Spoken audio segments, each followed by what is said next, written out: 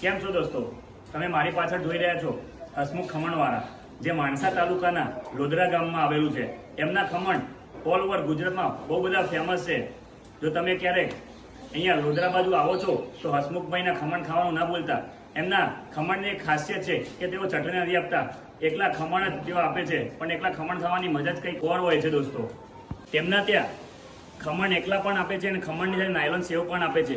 અને હા દોસ્તો, જો તમારે ત્યાં બેસીને ખમણ ખાવા હોય તો સામે બેઠક વ્યવસ્થા પણ છે. જો તમારે ખમણ પેક કરાવવા હોય તો પેકિંગ પણ કરી આપે છે. દોસ્તો, જો તમે વિજાપુરથી ગાંધીનગરના રોડ ઉપર આવો છો તો લોધરાના ખમણ ખાવાનું ના ભૂલતા હો દોસ્તો. એમના ત્યાં એકલા ખમણ જ નહીં પણ ખમણની સાથે પાત્રા પણ એમના બહુ ફેમસ છે દોસ્તો.